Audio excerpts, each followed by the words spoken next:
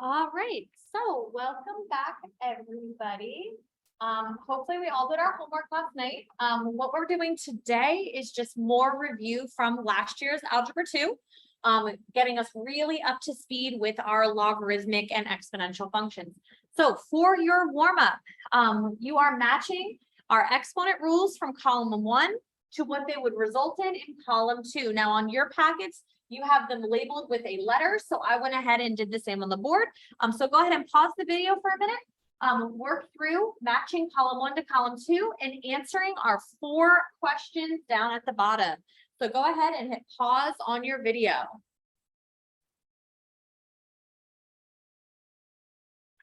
All right, so let's check over that warm up. So this is just a quick overview of our exponential rules. All right. So when we are multiplying with the same base, what that means is we are adding our exponents. So we know that x to the m times x to the n is going to leave us with x to the m plus n. If we're dividing, we are subtracting. So that is going to leave us with x to the m minus n. When we are taking an exponent to another exponent, that is where we are multiplying those exponents together.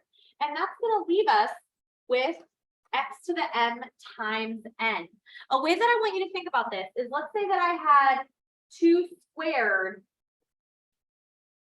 to the second power. That's like writing 2 squared 2 times. All right, which we know adding those together will give us 2 to the 4th. All right, if we have a negative exponent, that's going to flip us underneath our fraction, or it's going to take our numerator, make it the denominator, or our denominator and make it the numerator, like in m. Anything to the 0 power leaves us with a 1. And finally, our distribution. If I have a binomial being taken, or not a binomial, I'm so sorry. If we have x times y inside of our parentheses, we can distribute that m to both of them to leave us with x to the m times y to the m. We cannot do this with the binomial. If we have an addition or a subtraction sign in between, we cannot distribute that m. And then finally, same with division. I can rewrite this as x to the m over y to the m, or column J. If you are confused on our exponential rules, I am highly suggesting that you go back to Unit 1, Topics 2 and 3. The first part of that unit will help you with some of these skills. Now, simplifying these to only positive exponents. When we are simplifying, we want to follow our exponential rules. So the first thing I look at is I have x to the 5th being raised to the 2nd power. That means I need to multiply those exponents. So that leaves me with x squared times x to the 10th. If I have the same base being multiplied, I add those exponents to give me x to the 12th. Next, I have an exponent being taken to an exponent again. That leaves me with 6 to the negative 6, but we do not want a negative exponent. So I'm rewriting this as 1 over 6 to the positive 6. That negative moves me from my numerator down to my denominator. All right, letter C. I'm just going to separate these for us. I have x to the 5th raised to the negative 4th. So I'm rewriting this as x to the 25th times x to the negative 20th, but I don't want any negative exponents. So there are 2 ways we can handle this. I can either add my exponents since I'm multiplying to get x to the positive 5th and stop. The other way we can handle this is, well, I know x to the 25th over x to the 20th. Now I subtract my exponents and I still get x to the 5th as my answer.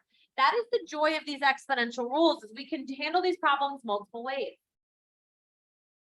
All right, and then finally, I have a 3 outside my parentheses that needs to be distributed to all pieces. So I'm going to rewrite this as 2 to the 3rd, a to the negative 9th, and b to the 6th. Very, very common error. That 3 has to go to all of our components. That includes that leading coefficient of 2. Now, I do not want any negative exponents, so I have 2 to the 3rd b to the 6th, and I need to bring that 9 down below. All right, so if you need to, pause the video at any point, all right? You will have plenty of time to take some pauses today. Checking your homework from last night, we have our answers provided as a reminder, just like what we went over in class today. What we did here is we are rewriting these in exponential form. Now notice we use question marks here. You could use question marks, variables, whatever you would like. But we start with a base of 4. 4 to what power gives me 64? We get 3. All right, we get 3. So go ahead, check your homework. I'll give you another minute to look over these answers, or pause the video if you need a minute. So what we're starting with today is we're going to talk about the characteristics of our exponential function versus our logarithmic function. When doing these, we are provided a graph to use. All right, we are provided a graph to use. Starting with the domain, my exponential function we can see is graphed in blue, or is our top one, or the one that's further up top. So we have our blue function here up on the board. My domain is going to go from negative infinity to positive infinity. You can write it like this, or you can write it as all real numbers. My range is only my positive y values, all right?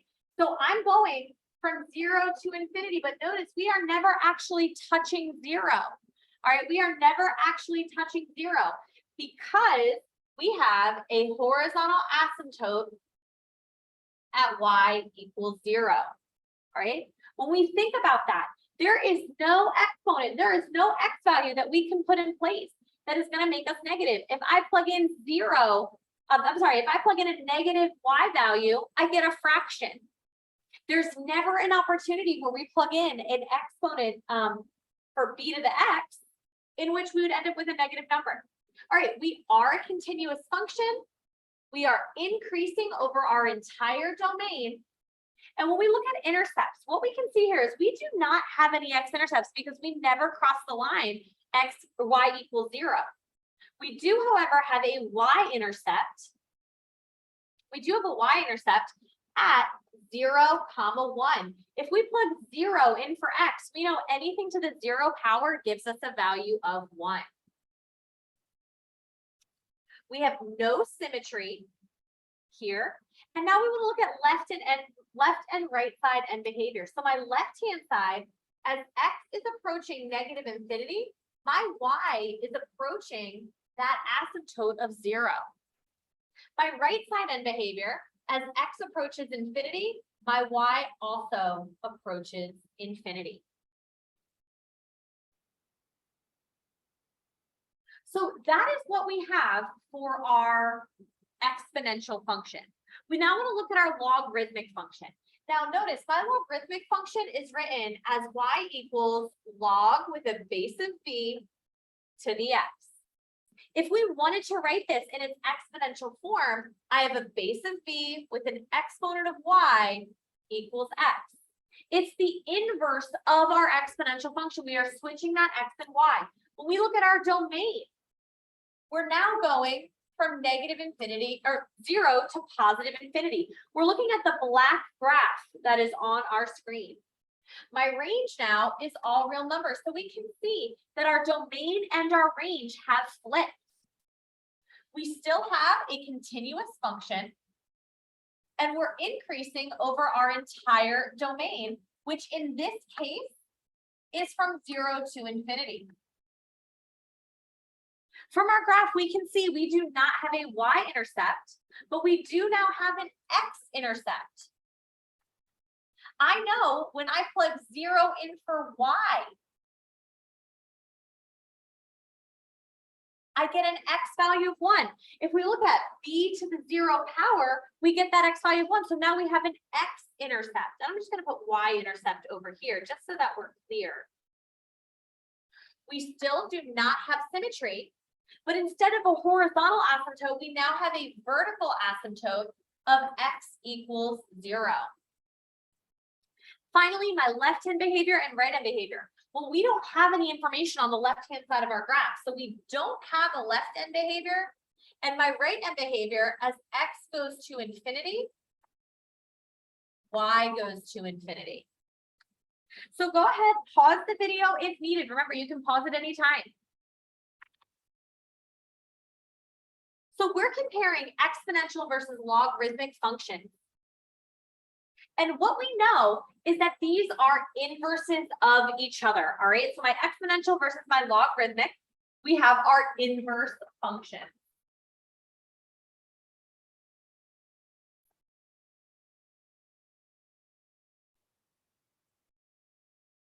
So we can always put our logarithms into exponential form.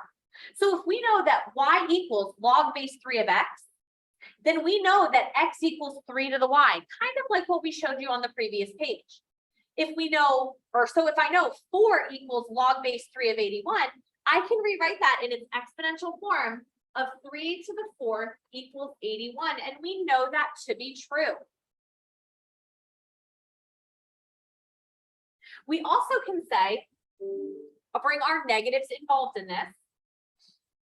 So I know I have a base of 5, and exponent of -1 equals 1/5. Think about what we talked about in class yesterday of rewriting it with whenever I have a logarithm, I can have log of phi is my base raised to an exponent to give me an answer. Okay, we can always rewrite our logarithms into exponential form. But what we're going to practice a little bit right now is we're going to change the exponential expression into the equivalent logarithm. So we're going to start with our log. And I can see from my exponential, I have a base of 1.2. My answer is m, and I know my exponential answer, or my exponent is going to be 3. All right, go ahead and pause the video. I want you to try to convert b and c into its logarithmic expression. All right, so for b, I have a base of e, log base e of 9 equals b. And for letter c, I have log base a of 24 equals 4. Let's get a little bit more practice of changing the logarithmic into an exponent. So I'm going to do the first one quickly. I have a base of a, an exponent of 5, and an answer of 4. Go ahead and pause the video and try the next two on your own. All right, I have a base of e, I have an exponent of -3, and I know that's going to equal b. For letter C, I have a base of 3, I have an exponent of c, and I'm going to equal 5. We need to be very confident in going between each form, whether it's exponential or logarithmic. We are just rewriting it in a different way. Ooh. Put that out.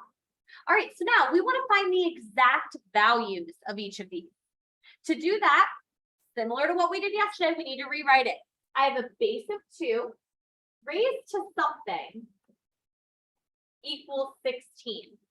So we have to think about, well, what power gets me to 16, but power of 2?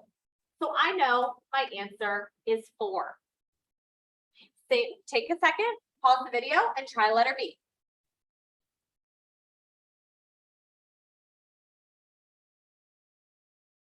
So I have 3 to some value equals 27. I'm going to change this to an x just because it's easier for me to work with variables. Now remember, we always want to create that common base. So I have 3 to the x equals 1 over 3 cubed. But I know I always want my, I need my base to be on top of my fraction. So 3 to the x equals 3 to the -3rd. So x equals -3. Now with logarithms, we have 2 logarithms that we use a lot. We have what we call our common logarithm, which is a base 10. All right. The reason we call it the common log is it's used very frequently, but we can rewrite that as log base 10 of x. We can shorthand it to just log of x. Think about how whenever we write like a cube root, we put our cube there. But when we write a square root, we don't need anything there. That's the same with these logs. All right. The common logarithm is the inverse of the exponential 10 to the x. We also have what we call a natural logarithm, and those are base e, all right? Logarithms with a base e are called natural logarithms. We write them as the ln of x, okay? So when we see ln of x, that is the same as log base e. The natural logarithm is the inverse of the exponential function y equals e to the x. All right, now we just want to go over some of our logarithm rules. When I have a log base a of a, it's going to equal 1. So the reason for that is a raised to the 1 power is always going to be itself. All right, so the example we have is log of 10 equals 1, because that's log base 10 of 10 equals 1. If we were to go through and write this into the exponential, I'd have 10 to the first power equals 10. If I have log base a of 1, it's always going to equal 0. Because anything raised to the 0 power, remember our equals is our exponent, is going to equal 1. Similarly, ln of e, which is log base e of e, is always going to equal 1. If we write it as an exponent, e raised to the first power is 1. I'm sorry, is e. My apologies. E raised to the first power is e. So let's look at this one. Log base a of a to the x. Let's expand this out. Log base a of a to the x is always going to equal x. So let's write it in its exponential form. I have a base of a raised to the x power equals a to the x. All right. So when we are taking the log of the same base, we end up with just that exponential. Similarly, if I have a raised to log base a of x, we just end up with x. The exponent that is getting raised to the x, basically we can cancel those out because they're inverse functions. We're taking the exponential of the logarithm or the logarithm of the exponential. So the same way if we square a square root, it cancels out. That's what's happening here. Same thing with e to the ln. They're inverses of each other. They are canceling out each other. So let's practice some of these. So we want to evaluate, all right? So our first one, we're going to do most of these together. Please, or we're going to do the first 3 together, and then we're going to let you work through the rest of them on your own. So let's focus for these first 3. I have the ln of e. I'm going to rewrite this as log base e of e to the 1/2 equals something. I'm going to just label it as an x, and we're looking for x. I need to rewrite this in exponential form. Well, I have a base of e raised to my exponent equals my answer of e to the 1/2. So my answer has to be 1/2. All right. Writing it in its exponential form, we can see my e and my log base e, they cancel each other out. All right. They cancel each other out. Same for over here. I have log base e of e to the 5th equals, let's just say y this time. Rewriting this in its exponential form, I have e to the y equals e to the 5th. So we get an answer of just 5. Y has to equal 5. Exponentiating by ln of x, it becomes a little bit more complicated. So I have e to the log base e of x. I'm performing an inverse operation. Taking e to the log base e, we're just ending up with our x.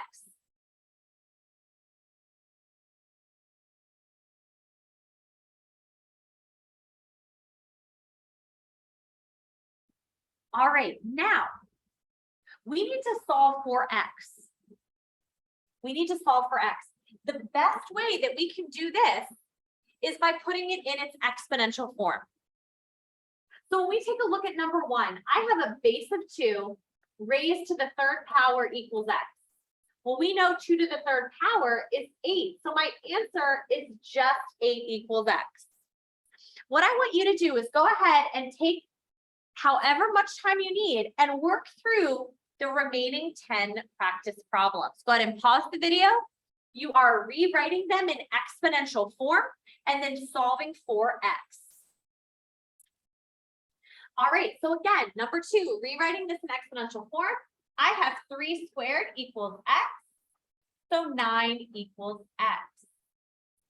Moving over to number 3, I have a base of 3 raised to the third power equals x.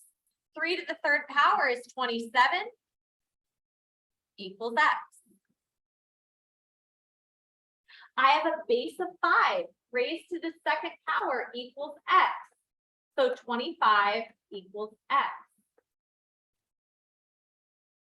I have a base of 1/3 raised to the fourth power equals x. Now, when I have a exponent outside of my parentheses, it needs to be distributed to both. Well, I know 1 to the fourth power will remain as 1. 3 to the fourth power leaves me with 81. Number 6, I have 3 to the negative fourth power equals x. We got to think about our exponential rules. Well, I know 3 to the fourth is 81. 3 to the negative fourth is going to leave me also with 1/81 equaling x.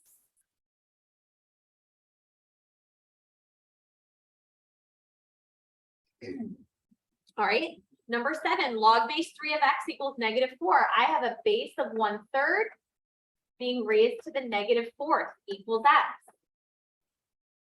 My negative sign flips me to up onto the top of my fraction. So now I have 3 to the fourth equals x to get an answer of x equals 81. Number 8, I have 1/2 to the 7th power equals x. I know 1 to the 7th power is 1. 2 to the 7th power, if we got this, that's awesome. 2 to the 7th power gives me 128. So I have 1/128. Number 9, I have 1/2 to the 4th power equals x. I know 1 to the 4th power is 1. 2 to the 4th power is 2, 4, 8, 16. And I just want to demo in real quick. The reason I'm doing 1 to the 4th is because when I'm dividing and I have to distribute to both, so I have to do 1 to the 4th and then 2 to the 4th. So my last two, I have 4 to the 1/2 power equals x. I know when I'm taking something to a fraction, I'm looking at that square root. I'm looking at the root. So the square root of 4 is 2. And then finally, very similarly, 4 to the negative 1/2 equals x. Well, I know 4 to the 1/2 is 2. That negative flips me over into my denominator to get 1/2 equals x. Now, your homework for this evening, which I will, or over the weekend, which I will check on Monday, is pages 9 and 10, just the evens, okay? 2 through 30. It's combining everything we did yesterday in class with our what we did today in class evaluating, all right? I will be back on Monday. I will be here all during lunch if you need support as well. I hope you have a wonderful weekend, and I will see you on Monday.